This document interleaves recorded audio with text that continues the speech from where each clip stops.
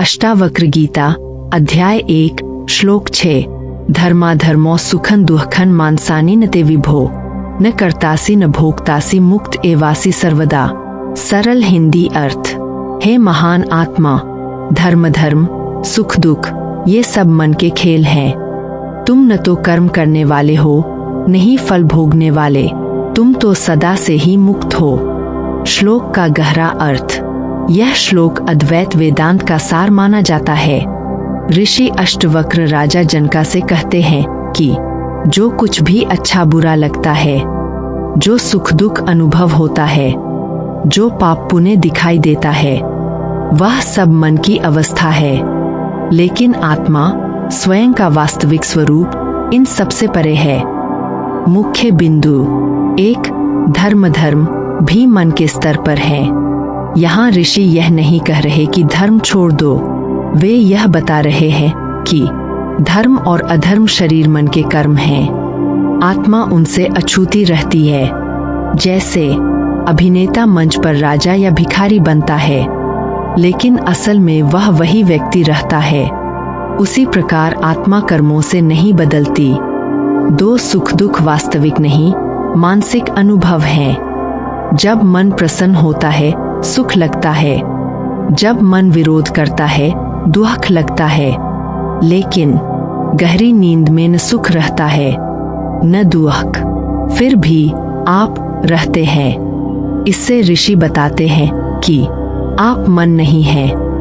3 न कर्तासी, तुम कर्ता नहीं हो। यह बहुत गूढ़ बात है। अर्थ शरीर कार्य करता है, मन सोचता है, बुद्धि निर्णय लेती है, लेकिन आत्मा केवल साक्षी है। जैसे सूर्य केवल प्रकाश देता है, वह किसी काम में भाग नहीं लेता। 4 मुक्त एवासी सर्वदा, तुम पहले से ही मुक्त हो। अष्टावक्र का सबसे बड़ा संदेश यही है। मुक्ति कोई भविष्य की चीज नहीं है। आत्मा पहले से मुक्त है। बंधन केवल अज्ञान का भ्रम है। ज्ञानियों और ऋषियों के विचार। 1 आदि शंकराचार्य का दृष्टिकोण। आदि शंकराचार्य ने अद्वैत वेदांत में कहा, आत्मा कभी बंधती नहीं, इसलिए उसे मुक्त करने की आवश्यकता भी नहीं।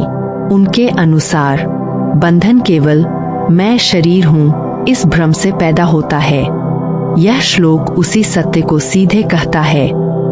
2 रमन महर्षि का विचार। रमन महर्षि बार बार पूछते थे, मैं कौन हूँ?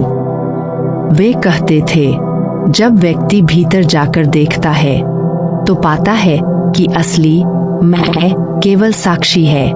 तब दुख कम हो जाता है, अहंकार गिरने लगता है। यह श्लोक उसी साक्षी भाव की शिक्षा देता है। 3 निसर्गदाता महाराज का दृष्टिकोण। उन्होंने कहा, आप वह नहीं है जो अनुभव कर रहा है, आप वह है जो अनुभव को देख रहा है। यानी विचार आते हैं, भावनाएं बदलती है, शरीर बदलता है, लेकिन देखने वाला चेतन तत्व स्थिर रहता है। उदाहरणों से समझिए। उदाहरण 1 आकाश और बादल। आकाश आत्मा, बादल सुख दुख विचार। बादल आते जाते हैं, लेकिन आकाश नहीं बदलता। वैसे ही मन बदलता है, आत्मा नहीं। उदाहरण 2 सिनेमा स्क्रीन। फिल्म में युद्ध, प्रेम, आग सब चलता है, लेकिन स्क्रीन जलती नहीं। उसी प्रकार जीवन में घटनाएं होती है, आत्मा अप्रभावित रहती है। उदाहरण 3 समुद्र और लहरें। लहरें उठती गिरती है, समुद्र बना रहता है।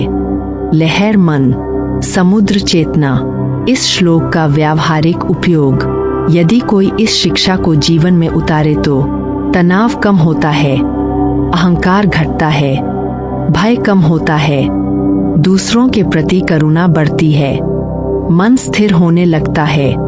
सावधानी। इस श्लोक का अर्थ यह नहीं है कि कर्म मत करो, जिम्मेदारी छोड़ दो, बल्कि अर्थ यह है, कर्म करो लेकिन भीतर से साक्षी बने रहो। संक्षेप में सार।